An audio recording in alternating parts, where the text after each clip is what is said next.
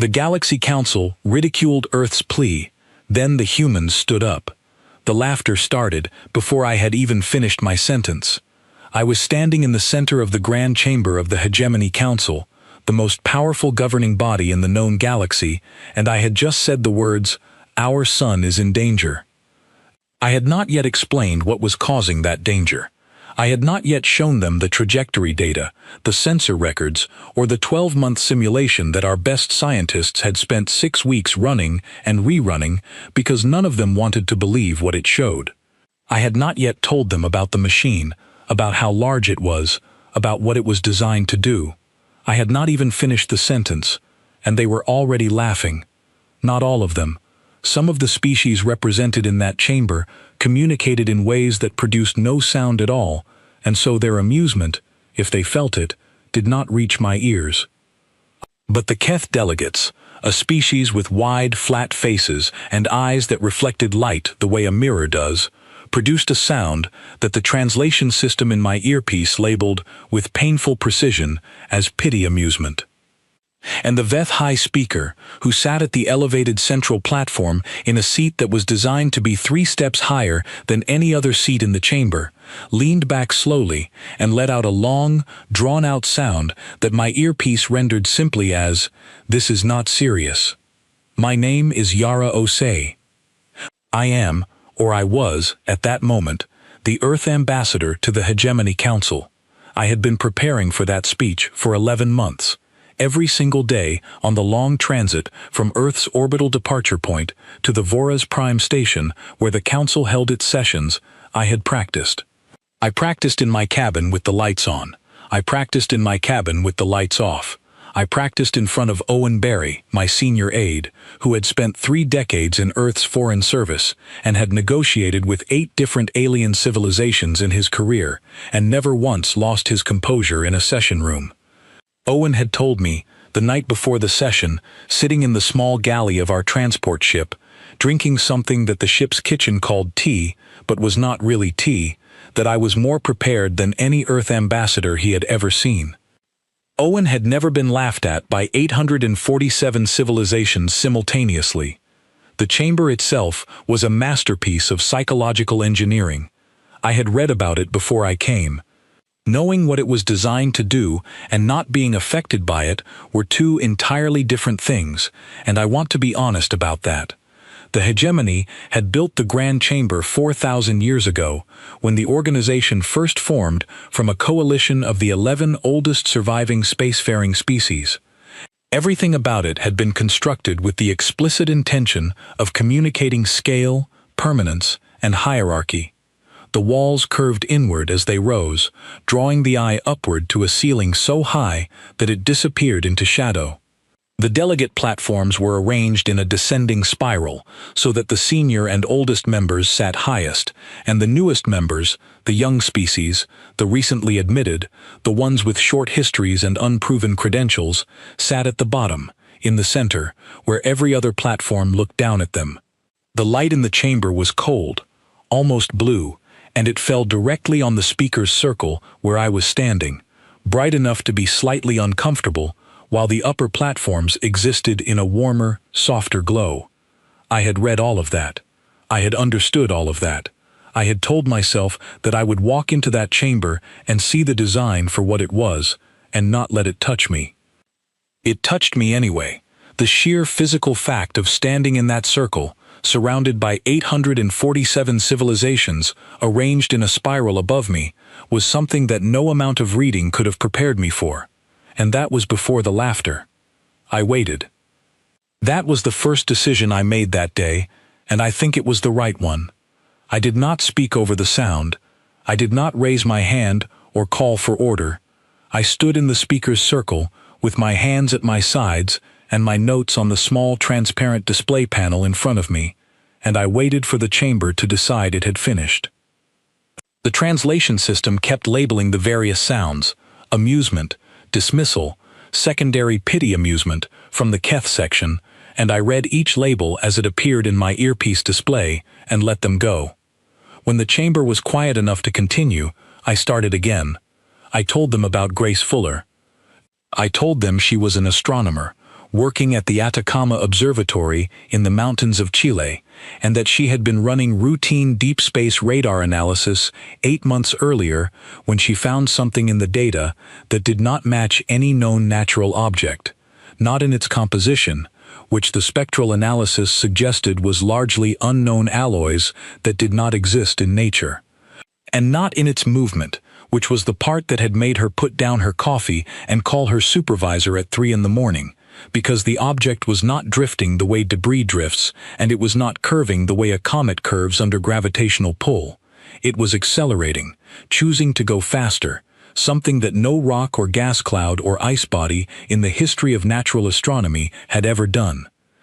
I told them that the hegemony's own scientific records, which Earth had been given limited access to after our admission to the Council as a Category 6 member 3 years earlier, had identified the object within 48 hours of Grace Fuller's report being uploaded to the shared science network.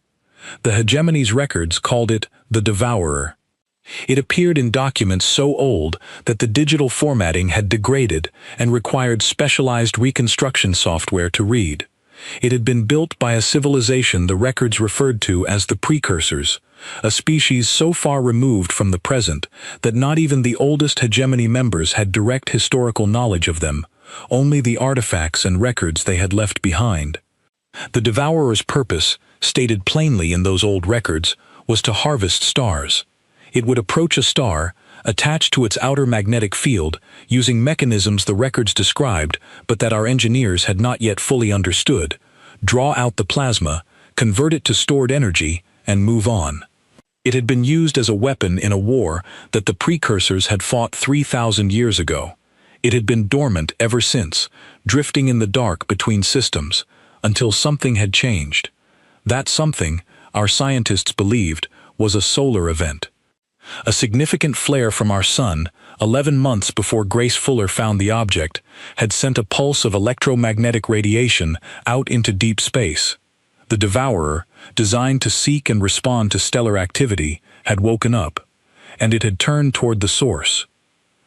At its trajectory and speed, our best models gave us 14 months before it reached effective harvest range, close enough to our sun to begin the process that would, over the following months, strip the outer layers of our star, reduce its output, and send our solar system into a slow catastrophe from which nothing on Earth's surface would survive. I showed them the data. I showed them the trajectory models. I showed them the simulations. The Council Chamber's display system rendered them clearly, great projected images in the space above the speaker's circle, visible to every platform. Our yellow sun, small and ordinary and precious, with the Devourer's path drawn toward it in red. When I was finished, I asked for hegemony military assistance. The UpHFY speaker did not consult with anyone. He did not pause to review the data or call for a scientific review committee, though the hegemony had several such committees whose entire purpose was to evaluate exactly this kind of evidence. He said, in a voice that was polite in the way that a closed door is polite, technically inoffensive, but absolutely clear about what it meant, that the Hegemony Council was not in a position to intervene in Earth's situation.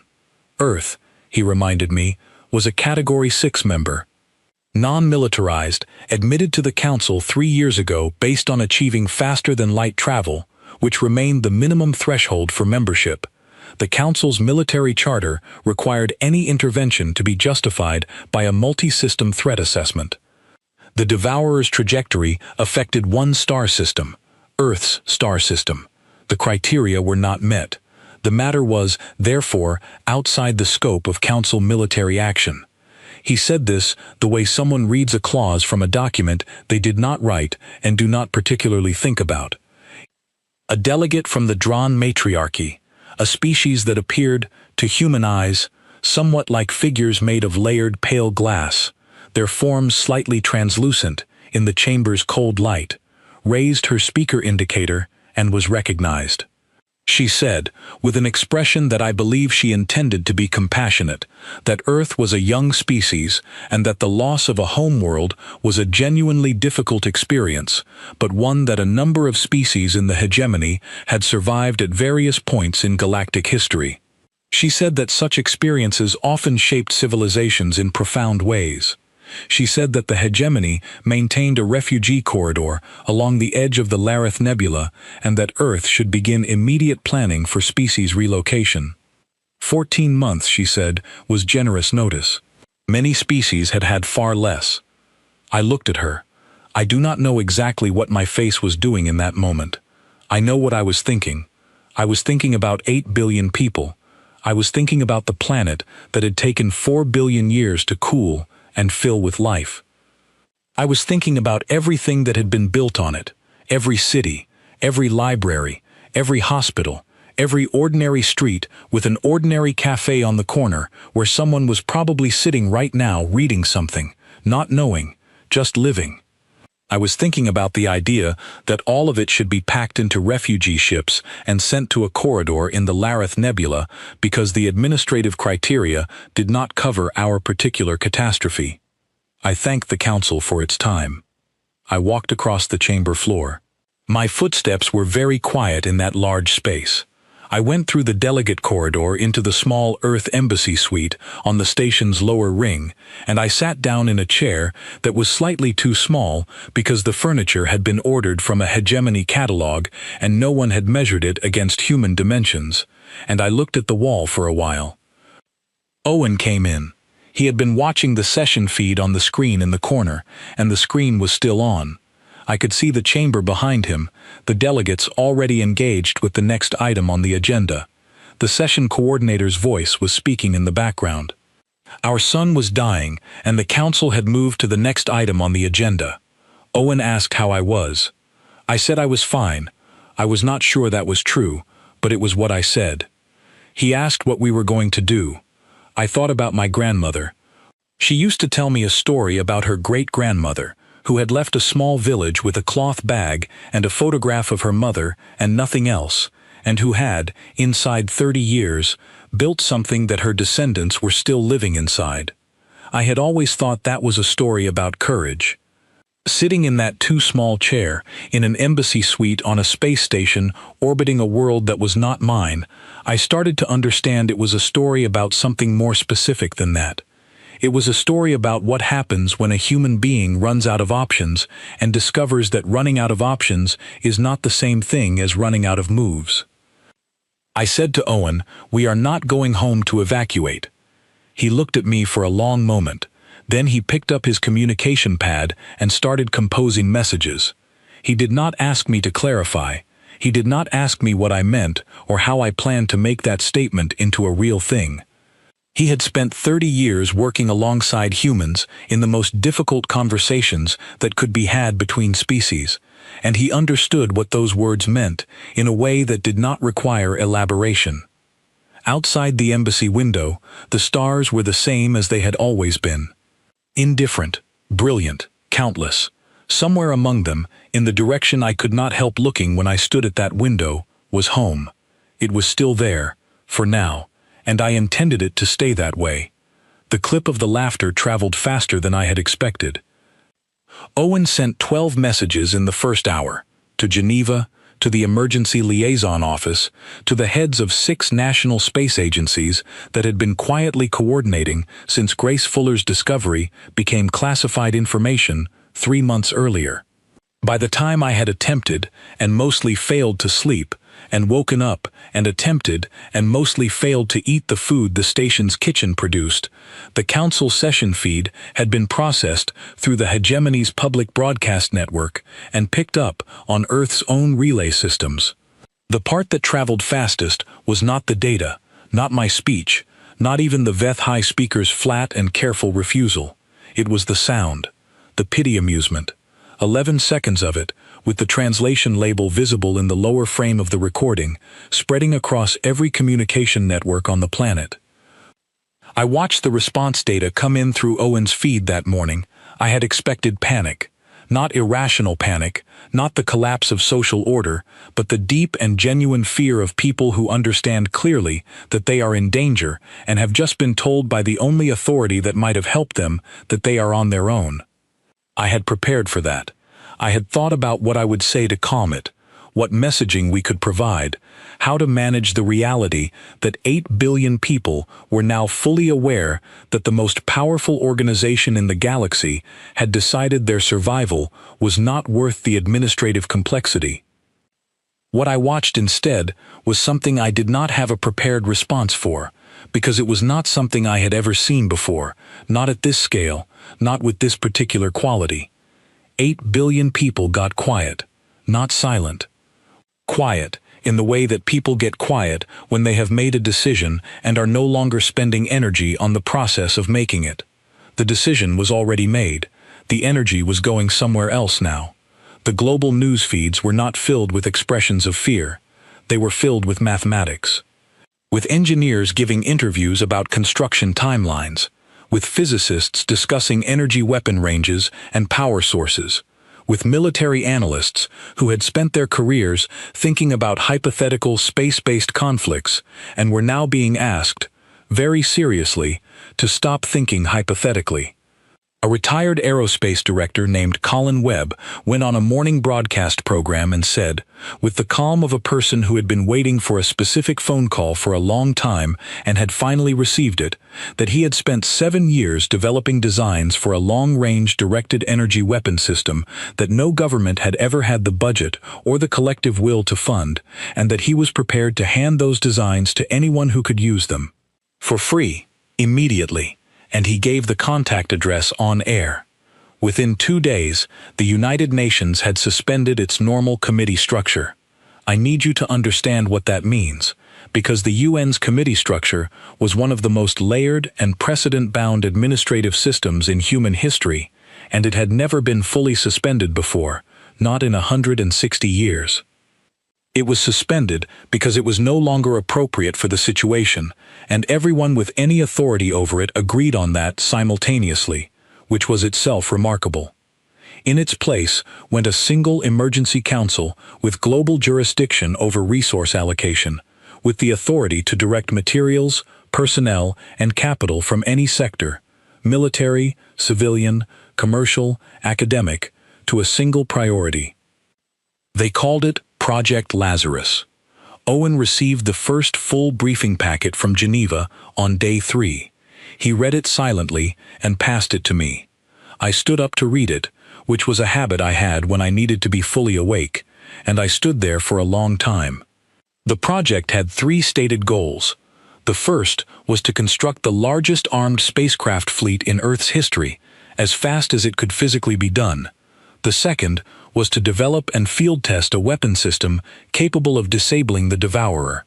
The third was to accomplish both goals within a window that allowed for an interception in the outer solar system beyond Jupiter's orbit, so that any significant energy event during the engagement would occur far enough from Earth's inner planets to avoid secondary catastrophe. That window closed at month 11. The resource commitment in the document was staggering. Every orbital shipyard was being repurposed. Every metal refinery operating above a certain output threshold was being redirected. Military and civilian engineering divisions that had never shared data across national lines were sharing data across national lines because the alternative was slower, and slower was not available as an option. University research departments were being merged with government weapons programs. The supply chains for the most ambitious civilian infrastructure projects on the planet were being rerouted. I called Geneva. The Emergency Council's lead coordinator was a woman named Patricia Cole, who had run international crisis logistics for 22 years and had a manner of speaking that communicated, very clearly, that she had already anticipated every concern you were about to raise and had either addressed it or made a reasoned decision not to. I asked her whether the timeline was genuinely achievable, whether the fleet could really be built, whether the weapons would really work, whether this plan, which on paper was the most ambitious coordinated effort in human history, was actually something that could be done. She said she did not know. She said that the people running the engineering assessments believed it was achievable, but that nothing like this had been attempted before, and that every timeline estimate carried uncertainty. She said that the question of whether it was possible was, however, not the primary question she was focused on. The primary question was whether it was the right thing to try. And since the alternative was the loss of every human life and every human achievement, and the end of the experiment of humanity on this planet, the answer to that question was yes, they were going to try. And so they were trying. I told her I would remain at the council station. She said she thought that was correct. If we were going to build a fleet and fight a machine, we still needed a presence in the council chamber. Not to ask for help, we had asked for help and received our answer, but to watch and to gather whatever information and whatever quiet allies could be found in a community of 847 species. That last thought was what led me to the observation deck on day 9, which was where I met Sci-Fi. I had gone there in the early hours of the station's local morning cycle when almost no one else was there, because I found it easier to think in rooms with windows. Sci-Fi was already at the observation glass when I arrived, standing very still, looking out at the stars with the practiced patience of someone who had been doing this for a long time. She was Keth, which meant she belonged to the same species as the delegates who had produced 11 seconds of pity amusement at my expense in the council chamber. She was 260 years old, which was, I knew from the briefing notes Owen had prepared on all significant council-adjacent individuals, close to the end of what the Keth lifespan typically allowed. She had been a science advisor to the council for 40 years. She had left that role 3 decades ago and remained on the station because, as Owen's notes had recorded based on a published interview she had given some years back, she did not want to go home and found the station more interesting anyway. She did not turn when I came in. She waited, which I had learned was a Keth custom. They considered it presumptuous to begin a conversation without allowing a period of shared silence first. I stood near the window and looked out and let the silence do what it was supposed to do. After a while, she said she had a data packet she wanted to send me. She said it contained everything she had been able to find in the Hegemony's restricted science archives about the Devourer, material that had not been made available to Earth through the standard council admission process because it was classified above the level that Category 6 members were typically cleared to access.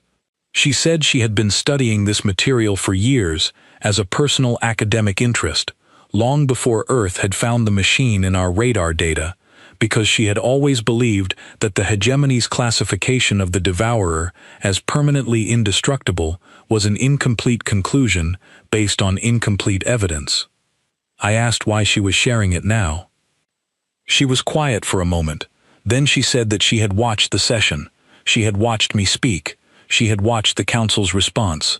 She had, she said, been a scientist for a very long time, and she knew the difference between a problem that was genuinely unsolvable and a problem that had been categorized as not worth solving. She also said, without particular emotion, but with a precision that I understood was very deliberate, that she had watched the Keth delegation laugh and had found it, in her word, unworthy. I thanked her.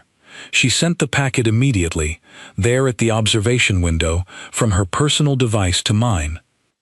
I forwarded it to Geneva within the hour. What the packet contained changed everything about our approach to the weapon.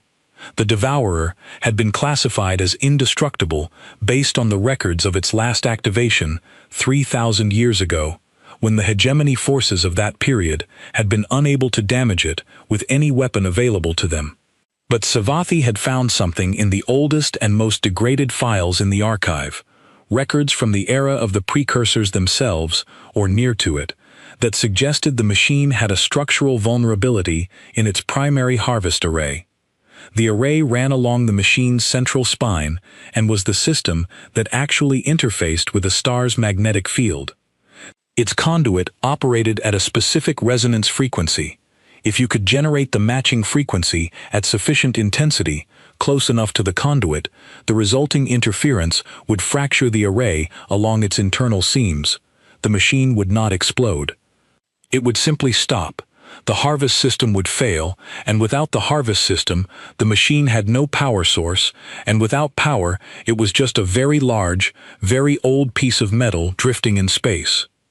The catch was a single word in Sci-Fi's notes: proximity. close enough to generate the required interference, meant inside the range of the machine's defensive systems. The record suggested a margin of roughly 4 kilometers. Any ship attempting to deliver the resonance pulse would be within the Devourer's active fire zone for the entire approach. Based on what the hegemony's historical records said about the machine's defensive capability, the probability of a delivering ship surviving the attempt was not calculable in any way that offered comfort. Patricia Cole called me 4 hours after I forwarded the packet. She told me the weapons team had gone through it twice in that time and confirmed that the resonance approach was viable. She said they were redesigning the weapon system around it. She said the delivery profile was being worked out. And then she said there was something else she needed to tell me. She said that when the mission profile had been shared with the weapons team, when the engineers and physicists and technicians who had been building the resonance device understood clearly what delivering it would require, they had been asked how we would approach the question of finding crew for that part of the mission. It was a sensitive question. It was asking people to understand that they might not come back. The question, she said, had been answered before it was fully formed. Every person on the weapons team had submitted their name. Every single one. I sat with that for a while after the call ended. Outside, the station moved quietly through its orbit. Somewhere among the stars, our sun was still burning, unaware of what was moving toward it. And somewhere on the planet around that sun, people who had been laughed at by the galaxy were building something out of steel and mathematics and a particular quality of human nature that I had always believed in but had never seen tested quite like this. Something else was changing at the council station too in those weeks. I noticed it in small things at first. The way the administrative staff who handled the lower ring embassy corridor started making deliberate eye contact when I passed, rather than the carefully averted gaze that was standard when interacting with Category 6 representatives. A message from the Velen trade delegate, a species whose primary interest in the council was commercial and who had shown no previous interest in Earth beyond noting our admitted status, asking, officially, but with an odd note of genuine curiosity in the phrasing, for a briefing on Earth's current capabilities assessment. I sent a response that was polite and non-committal, and then I told Owen, who made a note of it in the log. I also began to notice that the feeds from Project Lazarus, which the Council Station's communication network technically had access to because Earth was a member species and the feeds were being broadcast openly, we had decided early in the project that transparency served us better than secrecy, were being watched. Not just by the hegemony's science monitoring office, which was expected. I saw the feed access logs because Owen had been given a courtesy copy as part of our updated observer access. The access was coming from delegate offices across the station. Individual access. 62 different delegate accounts in the first month, rising to 119 in the second. Species who had voted for our Category 6 classification and moved on, suddenly watching the live construction feeds from the orbital yards in Earth's orbit, watching the test firings of weapon systems in deep space, watching the simulations and the crew training exercises and the technical briefings. They were watching us build. I thought about what that meant. I thought about it carefully, because in diplomacy, the thing that appears to be happening and the thing that is actually happening are sometimes different, and you learn to look for the distance between them. What appeared to be happening was that several dozen species were monitoring Earth's defense project out of general interest. What was actually happening, I thought, was something closer to recalibration. They had assigned us a category and a weight and a place in their understanding of the galaxy's population of civilizations, and what they were watching on those feeds was data that did not fit the category they had assigned. They were updating their model. They did not necessarily want us to know they were doing this, which was why no one said anything directly, but they were doing it. Savathi noticed too. She sent me a brief message one evening, text only, no context, that said, 41 delegate offices accessed the shipyard feed today. A species that laughed at you 9 months ago is paying close attention to you now. I thought you would want to know. I sent back a 2-word response.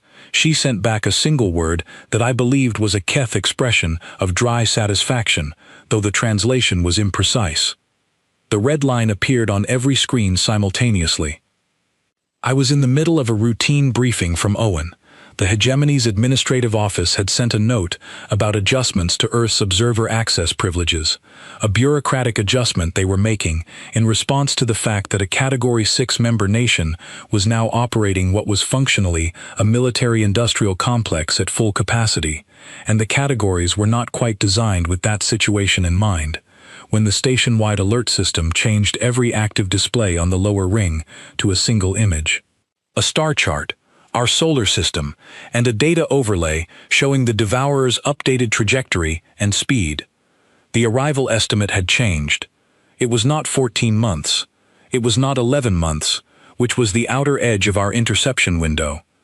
The revised figure, derived from tracking data collected in the previous 72 hours across both Earth's relay network and the Hegemony's own long-range sensors, showed the machine arriving at effective harvest range in 22 days.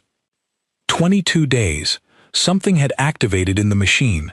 A secondary drive system, the science team in Geneva theorized, that had either just come online or had been warming up over the past weeks, without our sensors detecting the change. The theory was that the machine was responding to our sun's ongoing activity, that some signal in the stellar emissions was drawing it faster. The why did not change the what, and the what was 22 days. Owen had the secure channel to Geneva open before I finished reading the data overlay. Patricia Cole was on in 5 minutes. She was at the main command center in Geneva, and the room behind her was already operating at a pace that told me she had been managing this for longer than 5 minutes, which meant her team had received the data before I had and had started working before they called me. She told me what I had already understood from the moment I saw the alert. Project Lazarus had been running for 9 months. In 9 months, working at a pace that would have seemed impossible as a planning document 18 months ago, Earth had constructed 340 armed spacecraft of various classes. The fleet was not complete in the sense that naval engineers use the word complete. Several ships were still undergoing final systems calibrations. The resonance weapon had been tested against controlled targets in deep space simulations and in one live test against a decommissioned orbital structure, and it had performed within the expected parameters. But it had not been tested against a 40-kilometer alien machine with active defensive systems and 3,000 years of self-maintenance behind it. There was no version of this that was not a first time. The fleet was launching in 48 hours. The resonance weapon, the device that Savathi's data had made possible, built around the frequency signature in the archived precursor records, would be carried on a modified cargo vessel. The modification team had chosen a cargo ship rather than a purpose-built warcraft because the mission profile required something small, maneuverable, and capable of moving in unpredictable patterns at close range. The resonance emitter had been integrated into the cargo vessel's forward hull. The ship was designated the Yusra. Her crew was 7.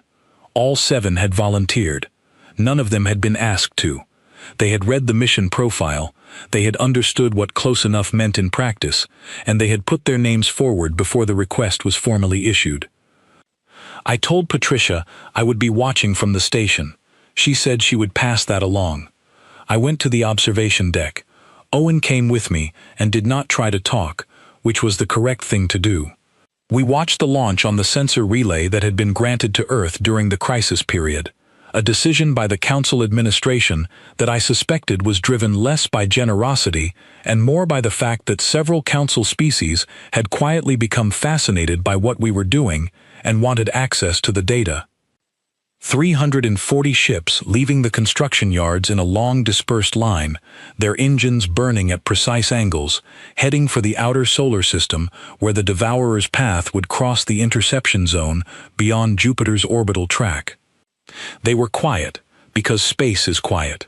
There is no sound in space, and so the largest military fleet humanity had ever launched went out in silence, which seemed right to me. The people on those ships were not making noise. They were working. In the observation lounge at the end of the corridor from the observation deck, a group of council delegates were watching the same feed on a larger screen. I could see them from where I stood. They were not laughing. They were watching with the focused, unreadable attention of people who are re-evaluating something they believed they had already understood. The Dran ambassador was among them. I saw her clearly through the observation lounge doorway. She was standing, rather than sitting, which I gathered was unusual for Dran delegates in informal settings. She was watching the tactical overlay with her hands very still at her sides. I thought about the kindness she had expressed in the council chamber, the careful suggestion about refugee corridors, and the character that adversity builds. I thought about whether she was thinking about that now, watching 340 ships work in formation to keep a 3,000-year-old machine occupied while a cargo vessel tried to cross 4 kilometers of the most dangerous space in the solar system. I did not go into the observation lounge. I went back to the embassy suite, and I sat in front of the feed, and I watched. The engagement began 3 days after the fleet reached the interception zone. I watched it through the embassy feed, which Owen had connected to the military relay. The signal delay over the distance introduced a lag of about 4 minutes, which meant that by the time I saw anything, it had already happened. I was watching history that was 4 minutes old. That was strange, in a way that I could not stop noticing. The Devourer filled the sensor display in a way that was difficult to process at first, because the scale of it was not intuitive, 40 kilometers long. In human terms, that was from one end of a major city to the other, and all of it machine, all of it ancient engineering, all of it moving with a slow and absolutely indifferent purpose toward the warmth it had been built to take. The amber light along the harvest array pulsed like a heartbeat, regular, slow, not hurried. It was not hurried because it did not need to be. It had always arrived eventually. Admiral Lena Cruz, who commanded the fleet from a ship she had named the Resolute because she said she believed in naming things plainly, ordered the first engagement at 0400 Earth Standard Time. The fleet spread across the engagement zone in a formation that had been calculated and recalculated over many months of simulation. Every ship knew its position, its sector, its target profile, and its fallback. Every crew had trained for this on simulators that were as close to the real scenario as the best computers on Earth could model. The first salvo accomplished nothing visible to the sensors. The Devourer's outer hull absorbed the energy discharge from 60 simultaneous weapons platforms without registering a mark, and then the machine's defensive systems activated. In the simulations, the defensive fire response had been modeled based on the hegemony's historical records of the Devourer's behavior during its last activation 3,000 years ago. Those records were the best data available. They were also 3,000 years old, and the machine had been running its own maintenance programs in the intervening period. The defensive fire was faster than modeled.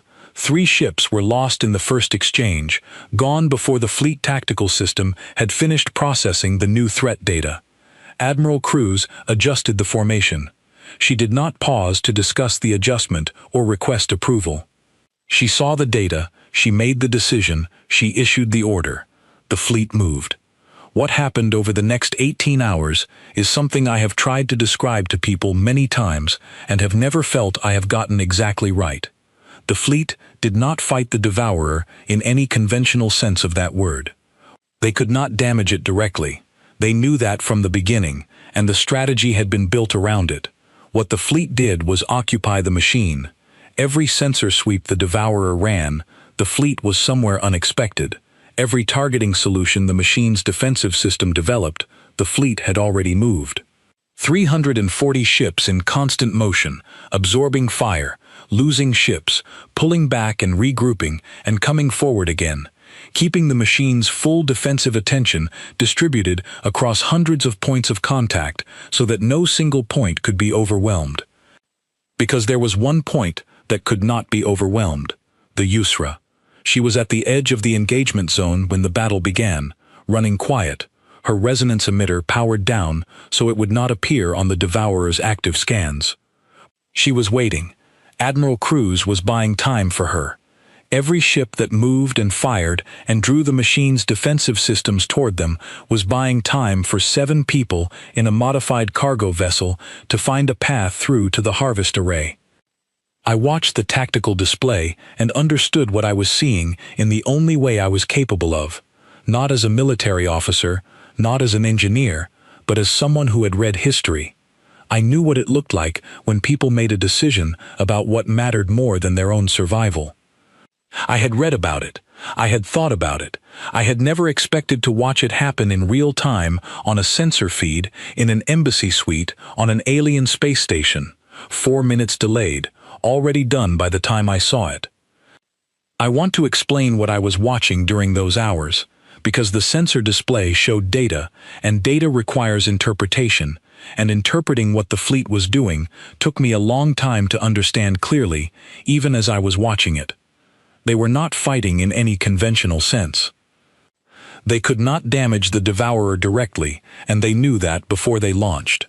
What they were doing was something I can only describe as presenting the machine with continuous problems. They were moving in patterns that forced the machine's defensive systems to track, analyze, and redirect.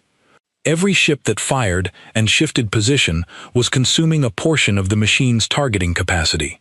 Every formation adjustment was a new problem the machine had to process. They were being, deliberately and at real cost, impossible to ignore.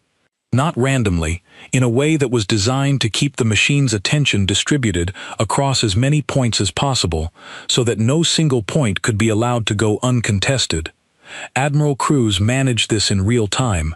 When the machine's fire concentrated on one sector and ships there took damage, she did not pull those ships back immediately. She held them for minutes longer, drawing the fire, while another sector repositioned to a new angle. She was exchanging damage in one location for time and positioning in another. The crews in the damaged sectors held their positions during those minutes. I thought about that specifically and carefully. Not abstractly, specifically.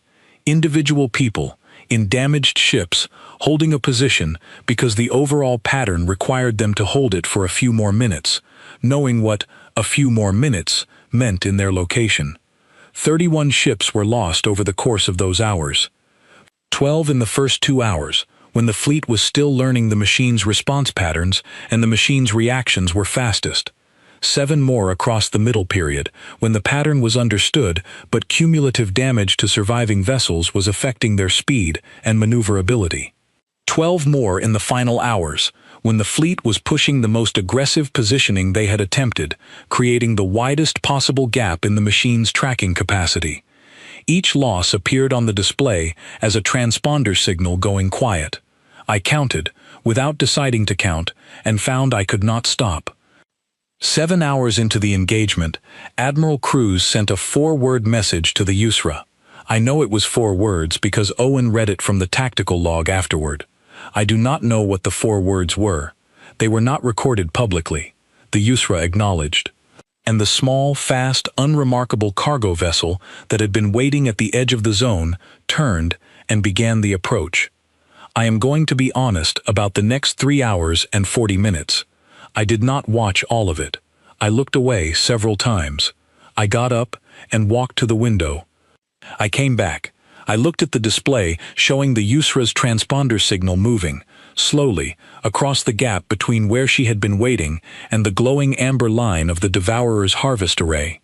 I could not do calculations in my head about her probability of completing that crossing. I did not want to. The people on that ship had already made the calculation and decided it did not matter. Owen stayed at his desk for the entire 3 hours and 40 minutes and watched everything and made notes in the mission log. I asked him afterward, in a different way than I am able to explain without sounding strange, whether he had been afraid watching it. He considered the question carefully before answering, the way Owen considered everything carefully. He said he had not been afraid exactly. He said he had felt something closer to reverence. That was the word he used.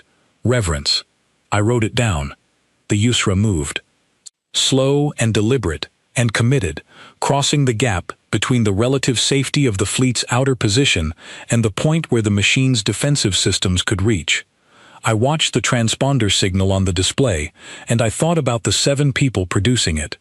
I thought about what they were seeing from the USRA's forward sensors, the machine close now, the amber light of the harvest array filling their field of view, the defensive turrets tracking across the hull above them, the fleet behind them doing the impossible task of keeping those turrets occupied. I thought about what the USRA's commander was thinking, and what she had already decided, and what that decision felt like from the inside at that exact moment. I do not know what it felt like from the inside. I was watching from 4 minutes away, on a screen, in a chair in an embassy suite, on a station that was not mine. I know that is not the same thing. Owen stayed. He watched everything. He made notes in the log, with the careful precision that he had applied to every moment of this mission, because he believed that whatever happened, the record mattered. I respected that about him enormously.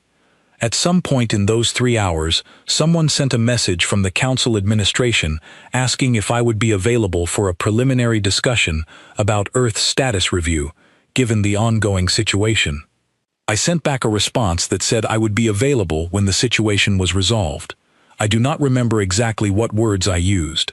The USRA reached detonation range at 11:47 hours, Earth Standard Time. At 11:48 hours, the ship transmitted a message.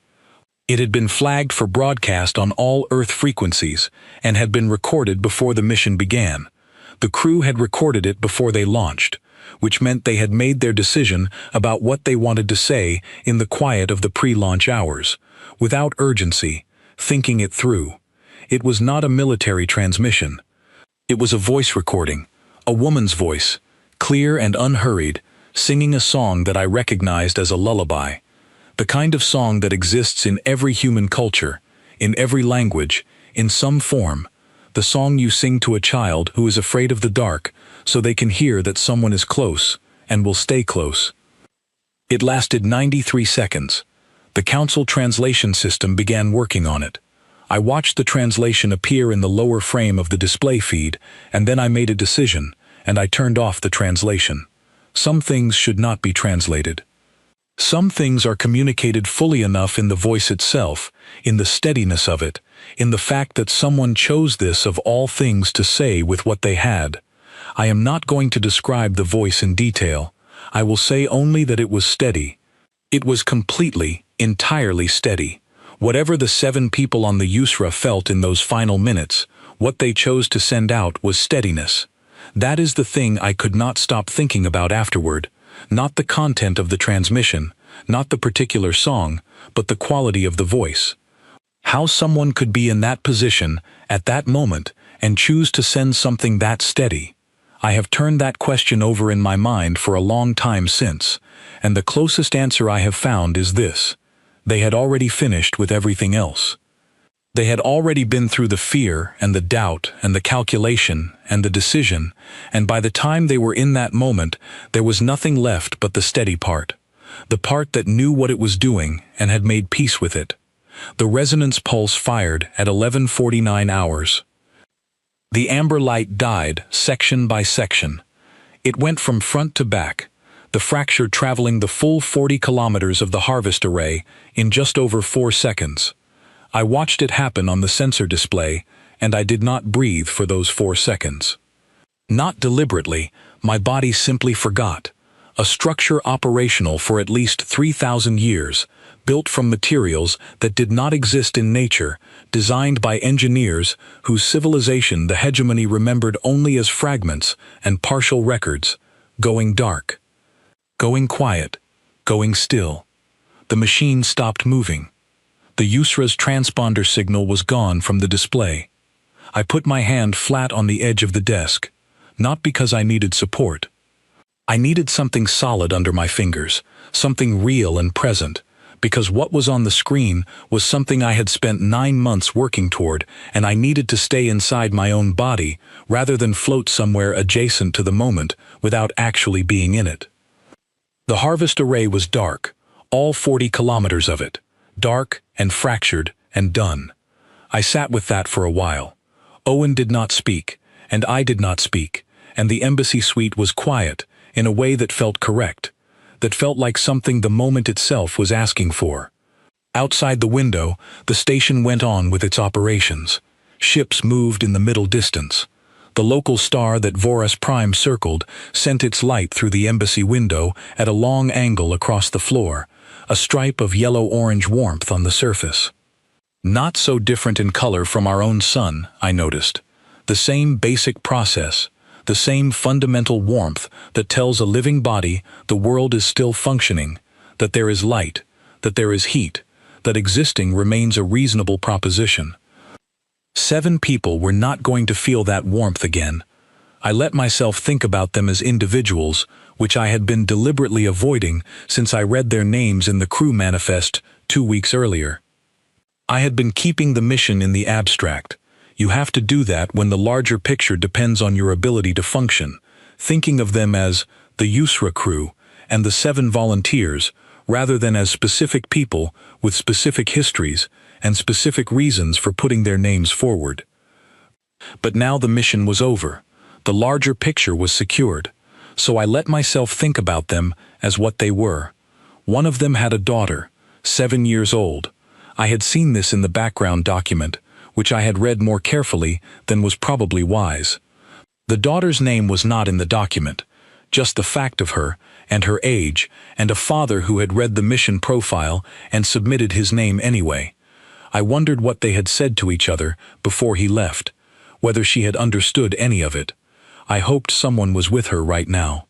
I hoped she was somewhere warm and the people around her were saying the right things, though I was not sure there were right things to say. Another of the 7 had spent a decade as a marine engineer before moving into the aerospace sector.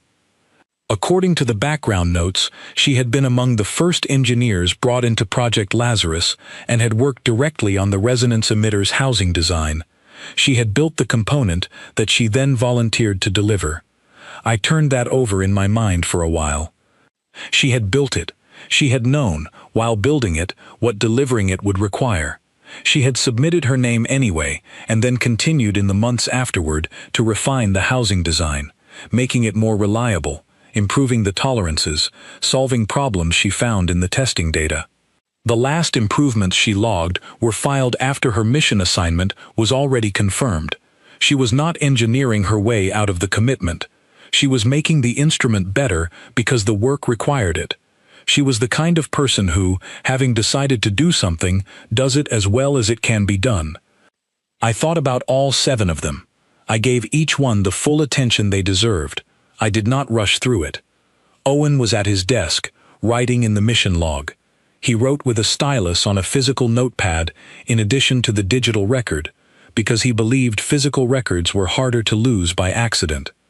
He had told me once that the record was the only thing that could not be taken from a moment, that the moment could be forgotten or misrepresented or buried under later events, but that an honest, careful record preserved it in a form that could be found again, later, and understood. I watched him write for a moment and thought about what this entry would say. Machine neutralized, fleet disengaging, UpHFY crew confirmed lost. And then, I suspected, some precise and honest note about the quality of the quiet in the room afterward, because Owen noted everything that seemed relevant, and he would judge that relevant. After a while I got up and went to the window. Our solar system was not visible from this angle. The geometry was wrong. We were on the wrong side of the station for that view. But I looked in the direction I knew it to be and held in my mind the fact that the sun was still there. Still burning, exactly as it had been burning for 5 billion years, warming the planet that circled it, which was still covered in the blue of its oceans and the white of its cloud cover, and the dark irregular shapes of its continents, and 8 billion people going about the business of being alive. All of it still going on. The battle damage assessment from Geneva arrived about 2 hours later, when the fleet's communications relay had been stabilized enough for clean transmission over the distance. I read through it carefully.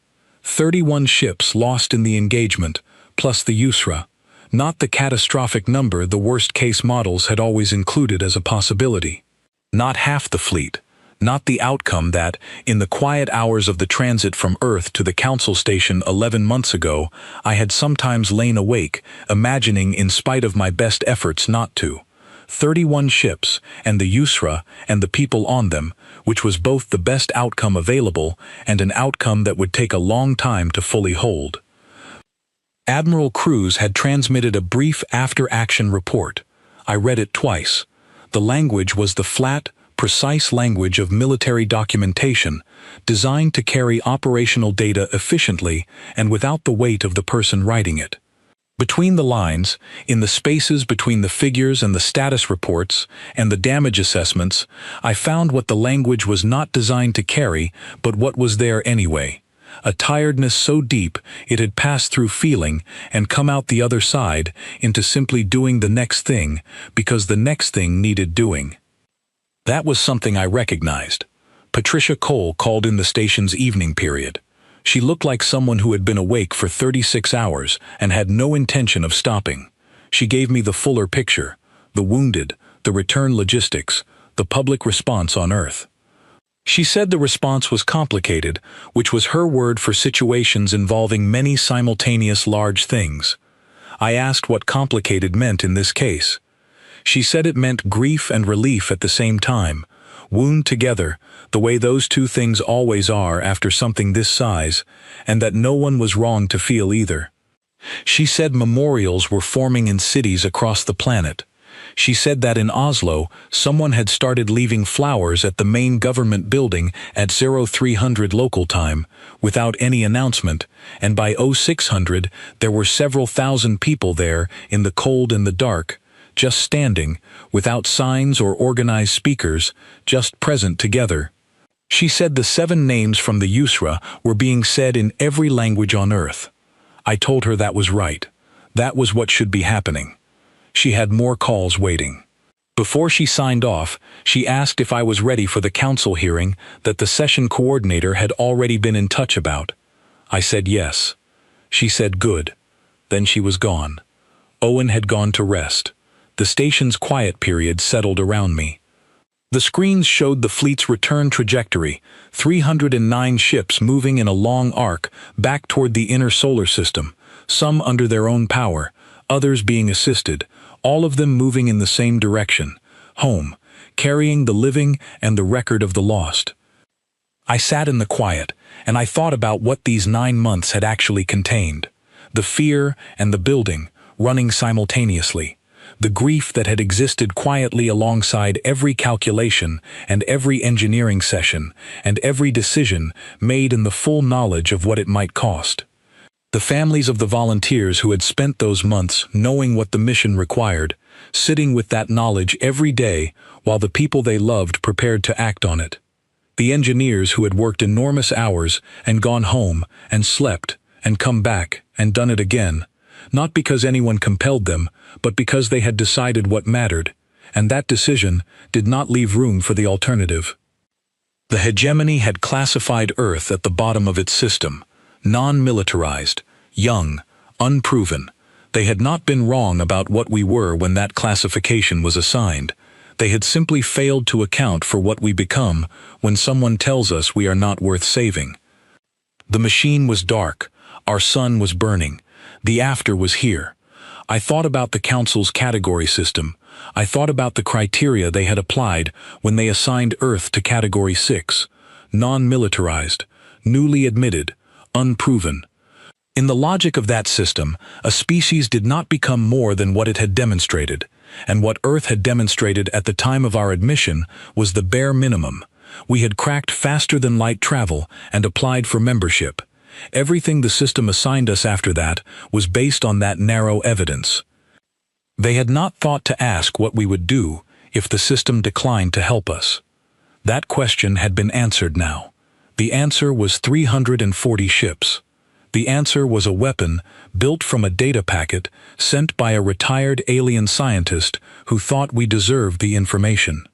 The answer was 18 hours of continuous engagement against a machine that the hegemony's own historical records had classified as permanently indestructible executed by crews who had trained for less than a year and who had never once before fired a weapon in actual combat. The answer was the UpHFY and her crew, and the 93 seconds of a steady voice. The data from the engagement was already being analyzed by science teams on Earth and in the fleet. The technical reports would be thorough and precise, and would contain all of the detail that technical reports are supposed to contain. But I had read a message from a physicist on one of the fleet ships sent to the Geneva Science Coordination Office and forwarded to Owen as part of the mission log that was not a technical report. It was a single sentence. The physicist had written, "We learned more about the precursor machines in this engagement than the hegemony has documented in 3,000 years of classification." I thought about that sentence. I thought about what it meant that a species 18 years into faster-than-light travel had gone out and learned more in 18 hours than an organization 4,000 years old had managed in 3,000 of study. I did not think it meant we were smarter. I thought it meant we had approached the problem from the only angle available to us, the angle of someone who has nothing to lose by trying every possibility, and that this angle had certain advantages over the angle of someone who has already decided the problem is unsolvable. In the morning, station time, I would walk across to the grand chamber and stand in the speaker's circle for the second time. I had been thinking about what I would say since before the fleet launched. Not the formal arguments, those were prepared and documented and ready. I had been thinking about the thing beneath the arguments. The thing that I wanted them to understand, not through data or precedent or procedural citation, but through something more direct. I wanted them to understand what they had missed, in all their careful categories and administrative criteria, about the specific and particular nature of the species they had laughed at and told to go find somewhere else to live. I wanted them to have some sense of what it actually means to be the kind of creature that looks at an impossible problem and responds by getting to work. I was not certain the words existed for that. I was going to try anyway. That was, in the end, the only approach I had ever known. I sat at the embassy desk for a while longer. I wrote down the 7 names, which I already knew but wrote down anyway, in the order they appeared in the crew manifest. I had learned, over years of diplomatic work, that writing something down is different from knowing it. Writing it down is a commitment, a statement to yourself and to whatever future reader might find the paper that these names existed and mattered and were worth the ink. I thought about the hegemony's archival records, the ones Sci-Fi had sent me. They described the devourer in the passive voice of historical documentation, as if the machine had simply been a feature of the universe rather than something built by hands that had decided to build it. The records of the precursor civilization that had built it were fragments. They had been destroyed before their history could be fully preserved, and so what remained was partial and sometimes contradictory and always insufficient. I thought about what it means for a civilization to leave records that are insufficient, for all their achievement, all their engineering, all the millennia of knowledge it took to build something like the Devourer. They had not managed to leave enough of themselves behind for anyone to understand them fully. Earth had been producing records for 14,000 years of written history, and considerably longer in other forms. We documented everything, including the things we were ashamed of, which I had always thought was one of our better qualities. We did not tend to leave insufficient records. We left records that were sometimes overwhelming in their volume and contradictory in their conclusions, and difficult to reconcile across cultures and centuries, but insufficient was rarely the problem. Whatever happened next, the record of this would be there. There was still work to do. Owen's communication pad made a sound. He looked at it. He said the council session coordinator had sent an emergency session summons. The chamber was convening in 1 hour. I straightened my jacket. I picked up my pad. I thought carefully, on the walk across the station, about every word I was going to say. The chamber was different. Not the architecture. That was the same, still enormous, still cold, still designed to be humbling, but the people in it sat differently than they had the first time. The UpHFY speaker was leaning forward. The drawn ambassador had her hands folded on her desk surface and was looking at the speaker's circle with an expression that I could not read exactly, but that I recognized as something in the neighborhood of reckoning. The Keth delegates were very still. A junior aide from a species in the upper tiers was leaning over to a colleague and speaking quietly, and the colleague was listening with complete attention, and neither of them was paying attention to any other part of the room. When I walked into the speaker's circle, the chamber was already quiet. I did not wait for it to settle. There was nothing to wait for. I told them that the devourer had been stopped. I said it plainly and without additional framing, because the sensor data was on the hegemony's own network, and everyone in the room had already seen it. Then I said that Earth had done this without hegemony assistance, that a fleet built in 9 months by a species that had achieved faster-than-light travel 18 years ago had engaged and disabled a machine that the hegemony's own military charter had declined to address. That the engagement had been made possible in part by information from the hegemony's own restricted archives, which had been shared with Earth not through any official channel but by a retired science advisor who believed we deserved to have it. I said that 7 crew members of the UpHFY had not returned. I said their names, all 7. Slowly and clearly, so the translation systems could process them properly. The chamber was very quiet while I did this. When I was done with the names, I said that Earth was formally requesting reclassification from Category 6 status to Category 2 status. Full independent military power, complete diplomatic standing in the Hegemony Council. I cited the grounds, our fleet, our weapon, our engagement record, and the single most relevant precedent available, which was that the hegemony had classified the devourer as a permanently indestructible threat in its own archives, and Earth had made it inert in 18 hours with a weapon designed in under 3 months. There was a pause. Then the UpHFY speaker began to speak. He said that reclassification to Category 2 required an extensive review period and that Earth's institutional history within the hegemony did not yet support. The speaker light on the far left of the upper tier came on. The UpHFY speaker stopped mid-sentence. The light belonged to Sci-Fi. She had not spoken in a council session in 40 years. The chamber understood this without any announcement, the way long institutions understand departures from established patterns. Every delegate who had been present in the chamber long enough to know her history registered the speaker light activation simultaneously. The quiet deepened to something almost formal. She said 4 sentences. She said them in a voice that was old and precise and entirely without performance. She said that the precursor civilization had believed the devourer to be indestructible, and they had been wrong. She said that the council had believed humanity to be negligible, and that the record of the past 9 months was a complete and thorough answer to that belief. She said that institutional history was not granted to civilizations on the basis of time served, but was earned by civilizations that chose to act when action was required. And she said that in 260 years she had been present for exactly 3 moments in council history that she would categorize as genuinely significant, and that she wished to note for the formal record that this was one of them. I watched the delegates around the chamber while she spoke. I had been trained to watch rooms. It was, I had been told in my early diplomatic education, one of the most important skills, because the room always knew things before it said them. The UpHFY speaker was very still. Several of the delegates in the upper tiers had leaned forward almost imperceptibly. The Keth delegates, whose section had produced the 11 seconds of pity amusement that I had heard replayed in my head every day for 9 months, were watching Sci-Fi with what I can only describe as careful attention. She was one of theirs. She was among the most respected minds their species had ever produced. And she was giving, in 4 sentences, the most direct and unambiguous endorsement of a Category 6 species that any senior Keth figure had offered in recorded council history. Then she turned off her speaker light.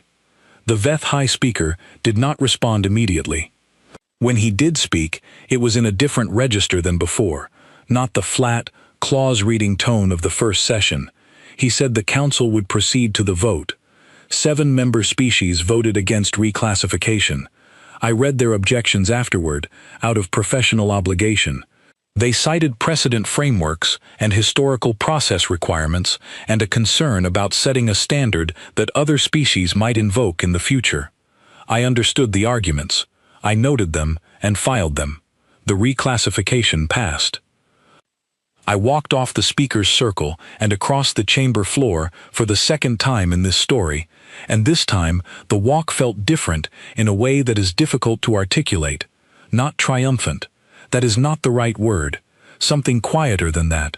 Something that has more to do with completion than with winning. Owen was at the entrance to the corridor.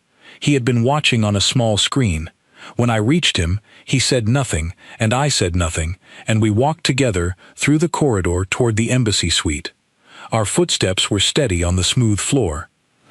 Near the junction where the corridor split, a place I had walked through dozens of times in the past 11 months without anyone stopping to speak to me, a young aide stepped out from a side passage and stopped in front of me. He was from a species I had not had much direct interaction with during my time at the station. Small, with very large, very dark eyes and hands whose extra joint made them seem always to be in mid-expression. He had been waiting. Either he had guessed I would come this way or had asked someone who knew, and either option required a deliberate effort on his part. He was clearly working up to saying something that mattered to him. He asked if it was true that Earth had built the entire fleet in 9 months. I said yes. He was quiet for a moment, processing that. Then he asked, and the question was careful and genuine and not condescending, what humans did with 100 years. I stood there in the corridor, and I thought about that question in a way I had not thought about it before, or rather, I thought about all the answers to it that I had never quite put together in the same thought. I thought about cathedrals. The ones that took 150 years to build, planned by architects who knew with complete certainty that they would never see the finished spire, who drew the plans and laid the foundation and went to their rest, having built something that other hands would complete in a future they would never inhabit. That was not resignation.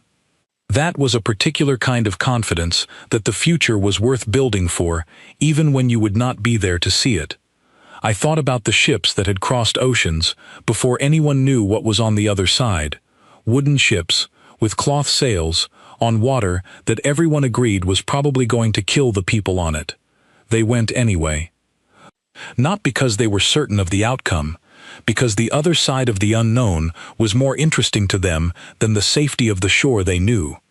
I thought about my grandmother's great-grandmother and her cloth bag and her photograph of her mother and the 30 years and the things she built that her descendants were still inside. I thought about 7 people recording a lullaby in the quiet of a pre-launch bay on a ship they knew might be the last thing they ever saw. I looked at the young aide with the large dark eyes, and I smiled at him, and I said that he had no idea. The honest answer, the full answer, would have taken longer than the corridor gave us. The full answer would have started with the word everything, and then spent 1,000 years trying to substantiate the claim. With 100 years, humans built cities, and then figured out how to build them taller. We crossed the whole surface of our planet, and ran out of surface, and started on the ocean floor, and then the upper atmosphere, and then the space directly above our planet, and then beyond that. With 100 years, we wrote enough music to fill all the silence in the space between stars if you played it continuously, and then wrote more. With 100 years, we remembered the things we had done badly and argued about them and wrote them down so we could argue about them better the next generation, and the generation after that argued about them again with the benefit of having read the arguments of the ones before. And this went on and produced something slow and imperfect and sometimes painful that we called, without irony, progress. With 100 years, humans look at the thing they could not do 100 years ago and figure out how it is done now. That is the answer. It is not a special answer, it is just ours. He looked at me for a moment longer, working through that, and then he nodded once, slowly, and stepped back into the side passage, and was gone. Owen and I continued to the embassy suite. The station hummed around us in its ancient, self-assured way. It had been here for 4,000 years and fully intended to be here for 4,000 more, and it had seen species rise and fall, and it kept its own counsel about all of it. But somewhere in the direction that I could not stop looking when I stood at any window on this station, a yellow-orange star was burning steadily in the dark. A blue planet circled it. 8 billion people were on that planet, going about the ordinary, extraordinary business of being alive, most of them not thinking about what had happened, not thinking about the fleet, or the UpHFY, or the amber light going dark, section by section, along a 40-kilometer spine of ancient machinery. They were making coffee and reading things, and calling people they loved, and being annoyed about small problems, and grateful for small kindnesses, and doing everything that living means. The sun was still burning. That was the whole point. That had always been the whole point. I went back to the embassy suite and sat at the desk, and for the first time in 9 months, I did not have an immediate task to complete. The mission was done. The reclassification was processed. The fleet was on its way home. The work of the coming months, the diplomatic reshaping of Earth's position in the hegemony, the conversations that would need to happen with every species whose understanding of us had been altered by what they watched, the quiet, sustained effort of becoming something different in the galaxy's estimation, that work had not started yet. For a short period, there was a gap between what had just finished and what was about to begin. I sat in that gap and let myself feel all of the things I had been managing carefully for 9 months. The fear that had lived quietly under every calculation and every decision, the fear that this would not work, that the fleet would not be enough, that the resonance approach would fail, that we would be the species that tried everything and lost anyway. The grief for the 31 ships, for the people on the UpHFY, for every name I had kept count of on the display during those 18 hours and had tried not to think about individually while the engagement was still running and I needed to keep functioning. The relief, which felt strange because it was too large to feel completely, the way very large things sometimes are, you touch the edge of them and the full scale remains somewhere beyond what you can currently hold. I felt all of it for a while. Then I got up and I went to the window and looked in the direction of home. 7 names are carved in stone in Geneva. The stone is plain, and the inscription is simple, and there are no other decorations, because the people who designed the memorial understood that the names themselves are the decoration. No one outside Earth will ever know those names. No hegemony record will carry them. They will not appear in the official account of the Devourer's deactivation, which the Council's Historical Office is compiling and which will describe the event in terms of technical achievement and political reclassification. That is fine. We know the names, we say them, we will keep saying them. We have always been a species that does the hardest things in the dark and lets the record catch up later. They laughed at us once, in a chamber designed to make us feel small. They labeled the sound "pity amusement" and moved on to the next item of business. And we went home and did what humans do with 14 months and a problem that everyone else had decided was not theirs to solve. We built a fleet from nothing. We found a way through what had been classified as impossible. We sent 7 people to do the most dangerous thing that could be done, and those 7 people went without hesitation because they understood that the 41,000 behind them, and the 8 billion behind them, and the unborn billions behind all of that were worth the going. We are reclassified now. Category 2. Full diplomatic standing. We sit higher in the spiral now. Our platform moved up after the formal resolution was processed. The architecture that was designed to make us look up at everyone else has been adjusted to acknowledge that we are no longer at the bottom. But I want to say something plainly, for whoever reads this account. We were never at the bottom.